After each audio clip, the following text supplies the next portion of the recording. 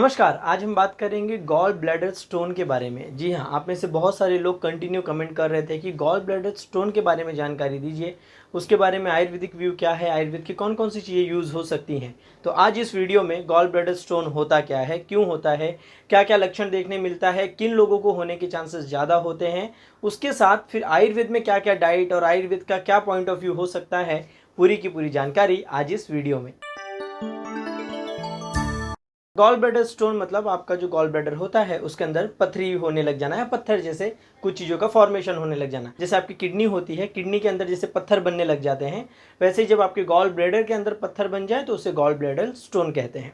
अब gall bladder होता क्या है, तो आपका जो लीवर है उसके नीचे एक छोटा सा पाउच होता है, उसी को गॉल ब्लैडर कहते हैं। ये करता क्या है, जब आप कुछ भी खाते पीते हैं, जैसे कि समझिए आपने वड़ा पाव खा लिया या कुछ पकौड़े, ये सब भजिया वजिया कोई भी चीज़ खा ली, तो वो खाने के बाद जब वो चीज़ें पेट में जाती हैं तो उनको हजम भी तो करना है, पाचन भी करना है।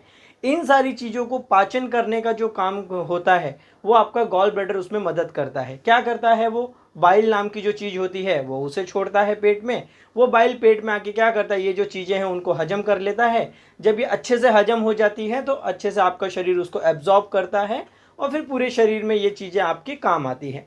यही काम आपके गॉल ब्लैडर का है कि आपने जब भी कुछ खाया उसको हजम करने के लिए जो बाइल छोड़ना होता है, जो कि हरे और पीले कलर का बाइल होता है, वो आपके पेट में आता है और पाचन करता है। ये काम आपके शरीर में आपके गॉल ब्लैडर का है। अब इसमें स्टोन क्यों बनता है वो जान लेते हैं। अब इसमें जो स्टोन बनते हैं वो दो तरह के ज़्यादातर स्टोन देखने मिलते हैं। एक तो कोलेस्ट्रॉल स्टोन देखने मिलता है और एक बिलीरुबिन नाम का स्टोन देखने मिलता है। तो दो ही कंडीशन होगी, या तो जब कोलेस्ट्रॉल की मात्रा बहुत ज़्यादा हो जाएगी आपके गॉल ब्लैडर में तब स्टोन बनने का चांसेस हो जाएगा, या जो बिलीरुबिन होता है इसकी मात्रा जब बहुत ज़्यादा बढ़ जाएगी तभी भी आपके गॉल ब्लैडर में स्टोन हो सकता है। ज़्यादातर जो स्टोन देखे जाते हैं वो कोलेस्ट्रॉल वाला जो स्टोन होता है गॉल ब्लैडर स्टोन, वो ज़्यादा देखने मिलता है। 70 to 80% जो लोगों को ये स्टोन होता है वो कोलेस्ट्रॉल वाला ही होता है। इसमें आपके अगर डाइट में, फूड इनटेक में कोलेस्ट्रॉल की ज़्यादा मात्रा हुई है तो भी उसके कारण कोलेस्ट्रॉल बन के स्टोन होने के फॉर्मेशन होते हैं। दूसरा होता है बिलीरुबिन वाला। ये बिलीरुबिन वाला स्टोन क्यों होता है, तो जो आपका लीवर होता है वो लीवर क्या करता है, जब आपके आरबीसी रेड ब्लड सेल्स जो होते हैं उनको जब वो पुराने हो जाते हैं तो लीवर उनको ख़त्म करने का काम करता है, क्योंकि नए वाले भी तो बनाने हैं।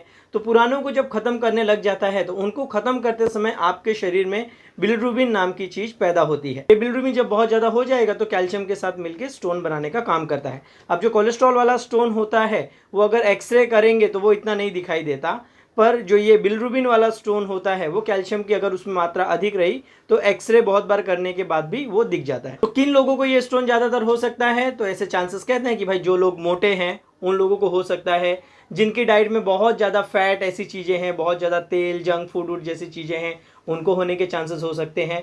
ऐसे कहते हैं कि महिलाओं को जो ये है गॉल ब्लैडर स्टोन वो ज़्यादा होने के चांसेस रहते हैं बजाय पुरुषों के। तो महिलाओं को ज़्यादा होने की संभावना है, मोटे लोग को ज़्यादा होने की संभावना है, जिनको डायबिटीज़ जैसी बीमारी है उनको ये ज़्यादा होने की संभावना रहती है, या जो लोग बहुत शॉर्ट टाइम में वेट लॉस करने की कोशिश करते हैं, 40 के ऊपर उम्र वालों के साथ, प्रेगनेंसी के टाइम पे, या फिर जो महिलाओं का जो एस्ट्रोजन होता है स्टोन फॉर्मेशन में बहुत बार इसका रोल होता है।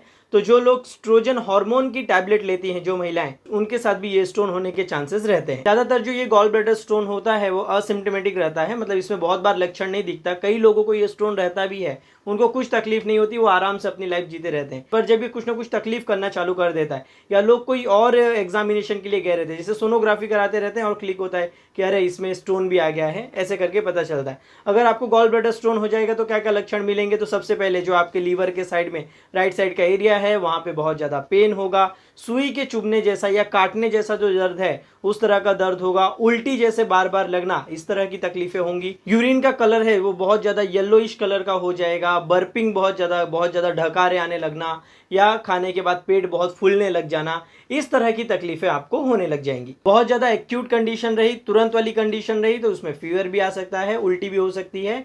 आगे जाकर जब अगर ये बहुत लंबे समय तक बना रहा तो पेंक्रियाटाइटिस जैसी जो बीमारियां हैं या फिर जॉन्डिस जैसी जो बीमारियां हैं वो सारी की सारी चीज़ें हो सकती हैं।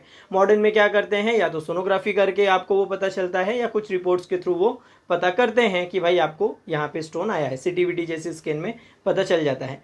ट्रीटमेंट के तौर पे वो ज़्यादातर या तो सर्जरी करके उसको रिमूव कर देते हैं, या शॉक वेव लिथोट्रिप्सी से भी वो स्टोन को छोटा करके निकालने में मदद करते हैं। ये है मॉडर्न का point of view gall bladder stone को ट्रीट करने का या फिर होने का।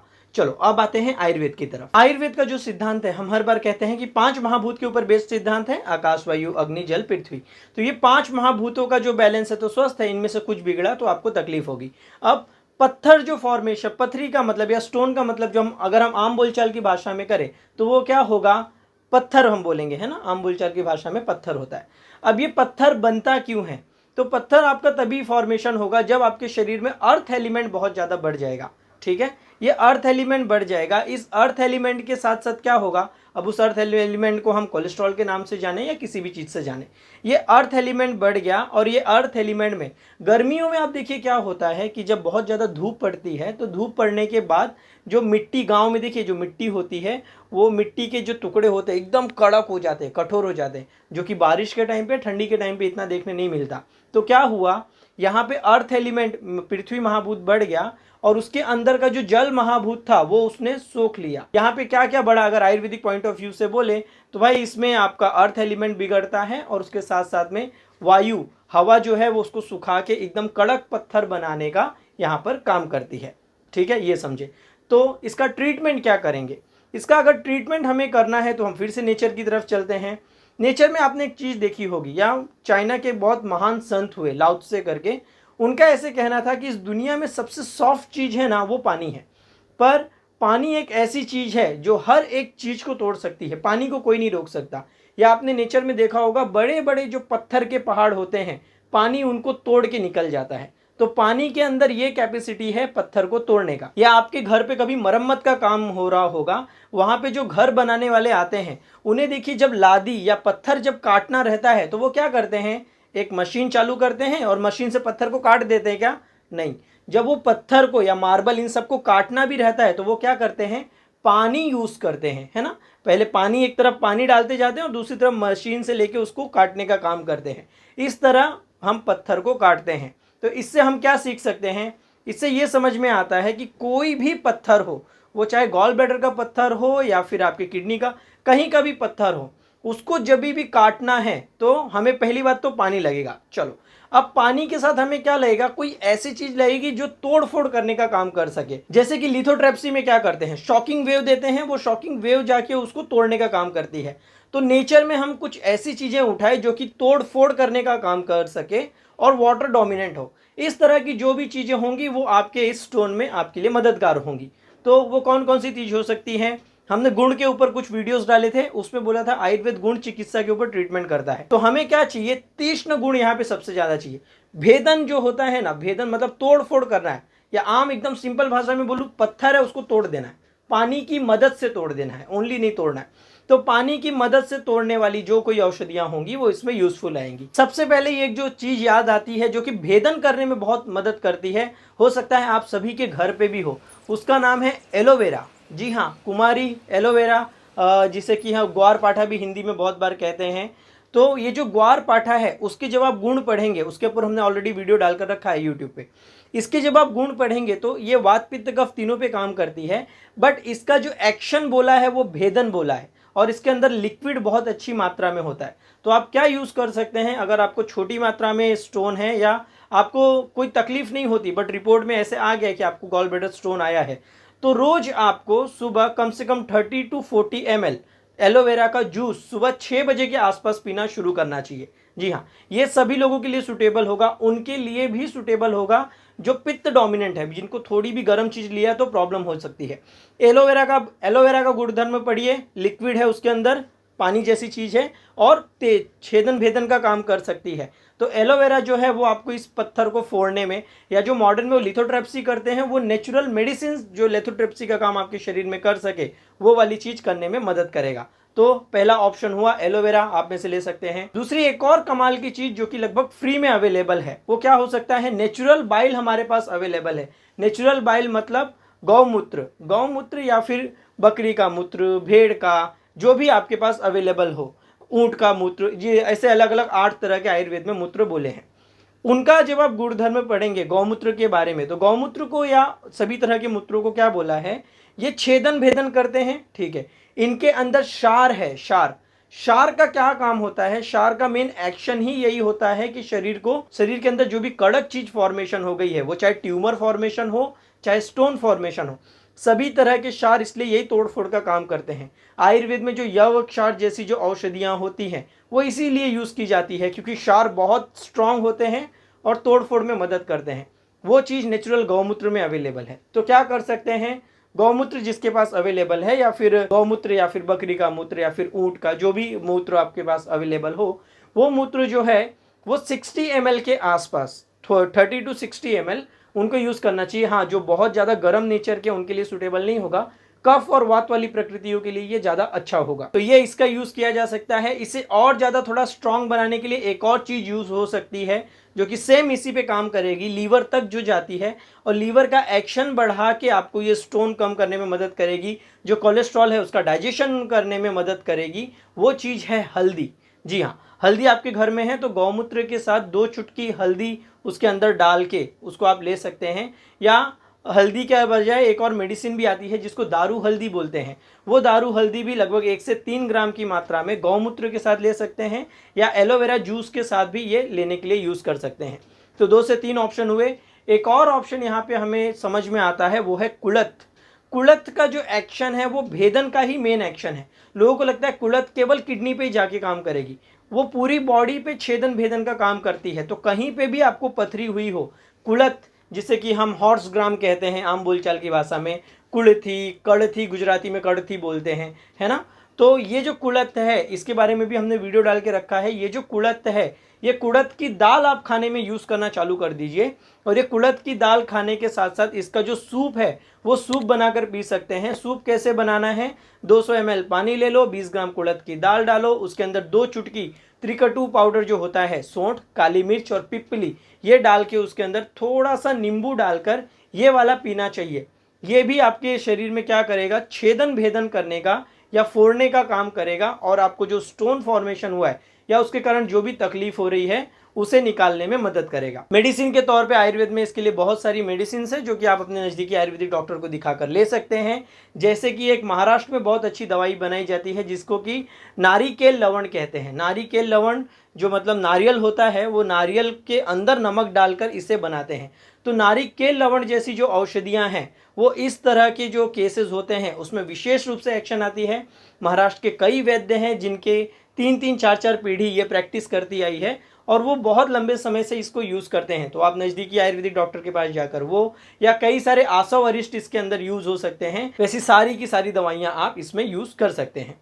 खान पान में हमें क्या करना है, तो खान पान में आपको ये ध्यान रखना चाहिए, जो भी चीज़ें अर्थ एलिमेंट को बढ़ाने का काम करती हैं वो बंद कर दीजिए, या फिर आजकल की बोलचाल की भाषा में बोले तो जो भी फैट वाली चीज़ें हैं वो कम कर दो। जैसे कि बहुत ज़्यादा तेल, बहुत ज़्यादा मात्रा में घी खाना, जितनी ज़रूरत है उतना ठीक है, पर बहुत ही ज़्यादा तेला भुना तेल वाला आइटम, जंक फूड जैसी चीज़ें खाना, दूध जैसी चीज़ें खाना, कुछ लोगों को दही खाने का बहुत शौक होता है तो वो सारी चीज़ें आपको बंद करनी चाहिए, वो अच्छी नहीं है, वो आपको तकलीफ़ करेंगी।